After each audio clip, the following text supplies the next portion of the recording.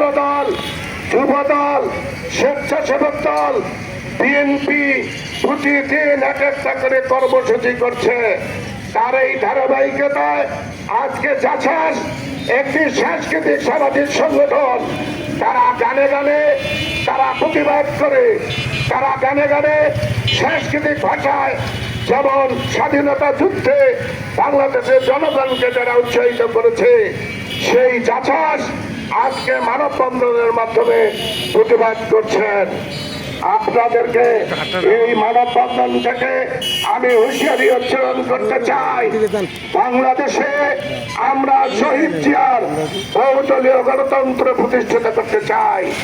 যে ফ্যাসিস্ট হাসিনা বাংলাদেশের মানুষের ভোটের অধিকার, গণতন্ত্রকে নির্বাসিত করেছে, ভোট ডাকাতি করেছে, আমরা তারেক রহমানের নেতৃত্বে আমরা সেই ভোটের অধিকার এবং গণতন্ত্র ফিরিয়ে দিতে চাই। এই গণতন্ত্র ফিরিয়ে দেওয়ার মিছিলে আপনারা যদি আবারও পিছন থেকে ষড়যন্ত্র করতে চান, তাহলে সেই ষড়যন্ত্রের দাঁত ভাঙা জবাব শহীদ জিয়ার সৈনিকরা দেবে।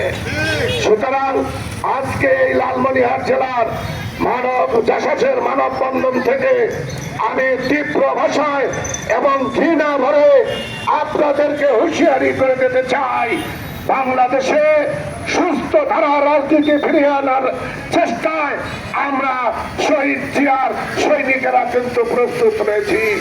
সুতরাং আগামীতে রাজনীতি করবেন রাজনীতির ভাষা, রাজনীতি দিয়ে আমরা বলতে চাই, রাজনীতির ভাষা কোন সন্ত্রাসী ভাষা হতে পারে না, রাজনীতির ভাষা কোন অশ্লীল ভাষা হতে পারে না।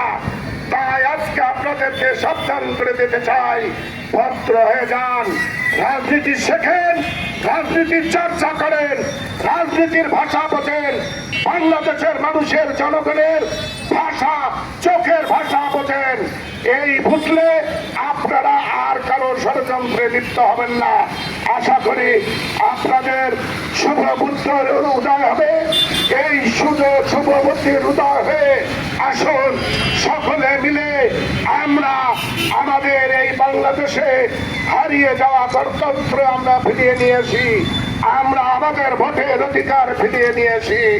অবিলম্বে যারা বাংলাদেশের জনগণের ভোটের অধিকার নিয়ে ছিনিমিনি খেলছেন তাদেরকে বলতে চাই,